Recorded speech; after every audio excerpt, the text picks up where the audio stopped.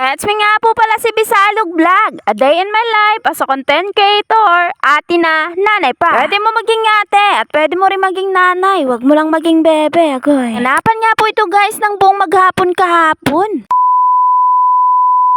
At ito nga po guys yung kadugtong ng pagpunta namin sa kabilang bahay. At ito nga po guys yung ginagawa ng mama ko ay nagpapausok tuwing hapon. At ito nga po si ate mo sa bila nagdidilig nga po nitong pichay. Pagka umaga nga po guys ay ibebenta nga po ito kasi malalaki na. At pauwi na nga po kami guys ng mga oras na yan. Halos naabutan na nga po kami ng gabi.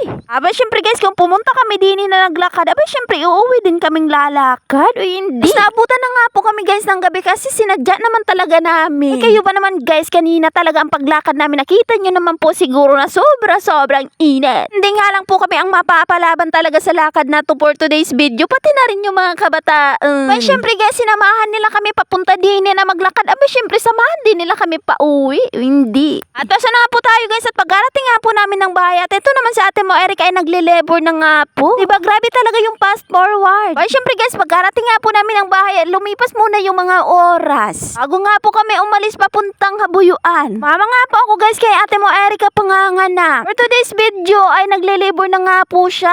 Pero guys, pagkarating nga po namin, agad-agad nga po siyang binipi at inai.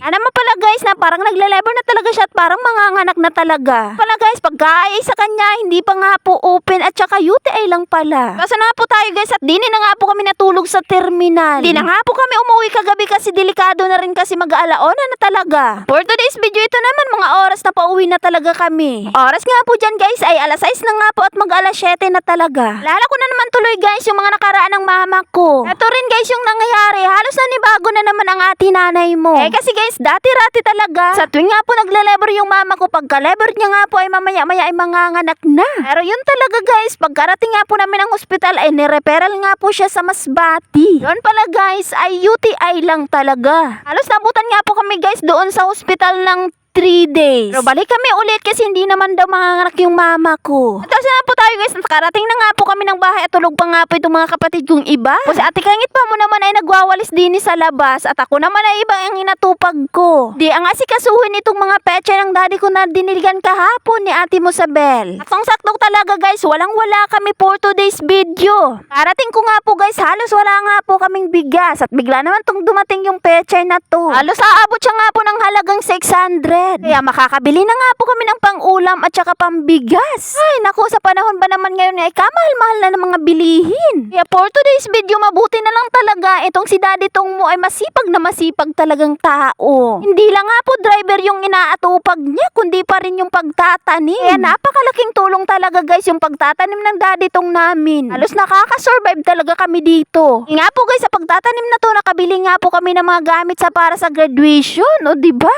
Ano na talaga siguro yung mga magulang natin, halos ginagawa na talaga lahat-lahat ng mga paraan. Para lang talaga matustusan yung mga pangangailangan ng kanyang mga anak. Bale marami kang anak basta masipag ka lang talaga sa hanap buhay. Kaya nga po ng Daddy Tong namin, halos walang sinasayang na oras. Basta na nga po tayo guys at heto nga po yung mga kapatid ko, sila nga po yung maglalako for today's video kasi Sabado naman. Yun nga po guys, bakasyon, halos mapapalaban naman talaga sila sa garden. Doon talaga yung mga kapatid ko. Tuwing bakasyon talaga, kailangan talaga nilang tumulong sa kanilang magulang at bumawi. At basta na po tayo guys at nakabili na nga rin po ako ng ulam. Ulam na talaga to guys mula umaga hanggang maggabi. Tipid tayo sa panahon ngayon. At dumating na nga po itong si Daddy Tong nyo, galing nga po ng Mandaon kasi may dinatid siyang pasahero. At heto na nga po guys, ay luto na nga tong paksiw ko at pwede na rin kayong kumain o hindi. Pagkatapos nga po ng lahat guys, at heto naman ay natupag ko muna itong mga labahin ko. Inuna ko nga po guys dyan linabhan yung mga gagamitin ng mga kapatid ko sa graduation, mga uniform at saka mga dress. Kaya hanggang dito na lang po muna guys. Paalam. Salamat nga po pala sa patuloy na pagsuporta kay Bisalog Vlog. Bye-bye. Thank you for watching. Love you. Mwah.